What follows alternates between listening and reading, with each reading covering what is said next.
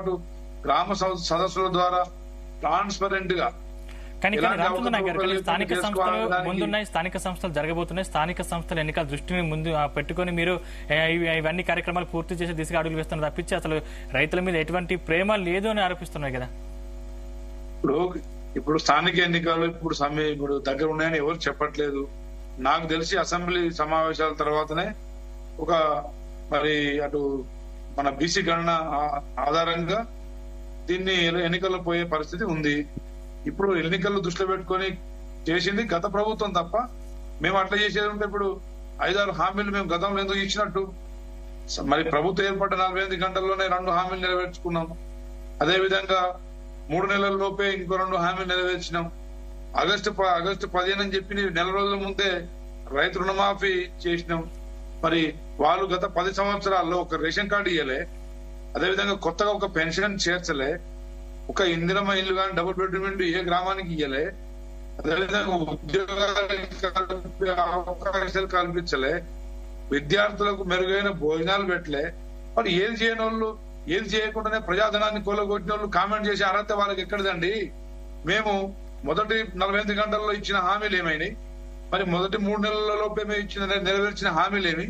మరి రైతు రుణమాఫీ వాళ్ళు 10 సంవత్సరాల్లో ఇచ్చింది 18,000 కోట్లు అయితే మేము మొదటి సంవత్సరంలోనే 21,000 కోట్లు మరి 25 లక్షల మంది లబ్ధిదారులకు మేము రుణముక్తి చేసినాం కదా. అప్పుడేమెళ్ళి ఎన్నికలు ఉండే? కాంగ్రెస్ ప్రభుత్వంకు చిత్తశుద్ధి ఉంది. ఇచ్చిన మాటను నెరవేర్చడంలో కాంగ్రెస్ పార్టీ బ్రాండ్ ఉంది. అదేవిధంగా రేవంత్ రెడ్డి గారు మడమ తిప్పని నాయకుడుగా ముందుకు సాగుతా ఉన్నారు. చిన్న చిన్న ఇన్ఫర్మేషన్ ల్యాకింగ్ ఉండొచ్చు, కానీ ఇవన్నీ అమలు చేయడానికి రామచంద్ర నాయక్ గారు ఇవన్నీ అమలు చేయడానికి మీరు ఏడాది కాలంలోనే జస్ట్ 1,40,40,000 కోట్లు అప్పు తీసుకొచ్చారు. వాళ్ళు 7 లక్షల కోట్లు అప్పు తీసుకొచ్చారని మీరు చెప్తా ఉన్నారు కదా, ఆరోపణలు చేస్తా ఉన్నారు కదా. మీరు కానీ ఏడాదిలోనే అప్పు తీసుకొచ్చారని చెప్తా ఉన్నారు కదా. ఇప్పుడు ప్రతిపక్షాలకు ఇది కనబడట్లేదా? కేవలం 68,000 కోట్లు వారు చేసిన అప్పుకు అసలు వడ్డీ కలిపి కట్టాల్సి వచ్చింది కదా. మరి బ్యాంకు రుణాలు తెచ్చినప్పుడు దానికి లోన్ అయి కట్టుబడి ఆ రుణాలు తీర్చాల్సిన బాధ్యత ఏ ప్రభుత్వం వారైనా మేమైనా కట్టాల్సిందే కదా. అందులో మేము ప్రభుత్వం ఏర్పడిన 3 నెలల లోపే, మార్చి లోపే మరి 68,000 కోట్లు కట్టాల్సిన పరిస్థితి వచ్చినప్పుడు కొంత రుణాలు అంటే 55,000 ఉద్యోగాలు ఇచ్చామని మీరు చెప్తున్నారు. దాని ప్రక్రియ మాత్రమే బీఆర్ఎస్ హయాంలోనే జరిగిందని చెప్తున్నారు కదా. ఇప్పుడు నిజంగా వాటిని జాప్యం చేయాలనో కొంత ఆపాలని అనుకుంటుంటే రేవంత్ రెడ్డి గారు కొంత ఆపలేరా? ఇప్పుడు వాళ్ళు కొనసాగింపుగా మా ప్రభుత్వం తీసుకోవాల్సిన చర్యలన్నీ ముందుకు సాగుతా ఉంది. ఉద్యోగ అవకాశాల్లో కావచ్చు, విద్యార్థులకు మెరుగైన విద్య ఇవ్వడంలో కావచ్చు, వ్యవసాయం రైతులను కాపాడుకోవడంలో కావచ్చు, అదేవిధంగా పరిశ్రమలు నెలకొల్పడంలో కావచ్చు, అదేవిధంగా యువతకు స్కిల్ డెవలప్మెంట్ సెంటర్లు కల్పించడంలో కావచ్చు, అదేవిధంగా ఇంటిగ్రేటెడ్ కళాశాలలు నియోజకవర్గానికి ఒకటి, మరి విద్యార్థులకు రేపు హై స్టాండర్డ్ ఎడ్యుకేషన్ ఇవ్వాలనే సంకల్పం కావచ్చు. ఇవన్నీ రేవంత్ రెడ్డి గారు ప్రజల కోసం కాదా? కానీ రైతు బంధు విషయంలో కాంగ్రెస్ పార్టీ ఎన్నికలకు ముందుకు కేసు వేసి ఆపింది. ఖచ్చితంగా లేకుంటే మేము వేసేవాళ్ళమని చెప్పేసి సాక్షాత్ హరీష్ రావు గారు చెప్పారు కదా.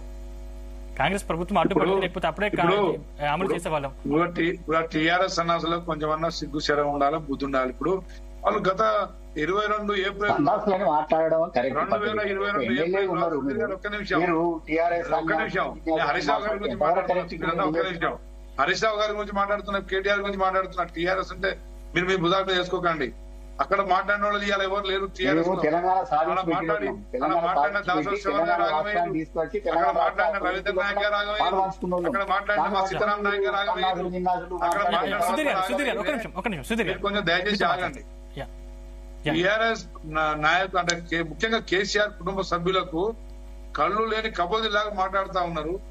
ప్రజలకు వాళ్ళు 10 సంవత్సరాలు చేయలేని పథకాలు, హామీలు మేము ఈ రోజు ప్రజలకు చేరువలో తీసుకెళ్లే కార్యక్రమంలో ముందున్నాం. మాకు చిత్తశుద్ధి ఉంది, మాకు స్పష్టత ఉంది. ఈ రోజు ఆర్థికంగా బడ్జెట్ లోటు ఉన్నా గానీ ప్రజల మీద ఎలాంటి భారం వేయలే. ఆ 68,000 కోట్లు కూడా కేవలం వారు చేసిన అప్పులకు, మరి ఆ పాపాలకు కడుక్కోవడం కోసం మరి బ్యాంకు రుణాలు కొంత చేయాల్సిన పరిస్థితి వచ్చింది. అంతే తప్ప ప్రజల మీద ఎలాంటి భారం వేయలేదు. నిత్యావసరాల రేట్లు ఏం పెరగలేదు, భూమి రిజిస్ట్రేషన్ వాల్యూస్ ఏం పెరగలేదు, లిక్కర్ బాటిల్ మీద ఎలాంటి మరి వాళ్ళు గతంలో 4 సార్లు పెంచినట్టు మేము పెంచలేదు.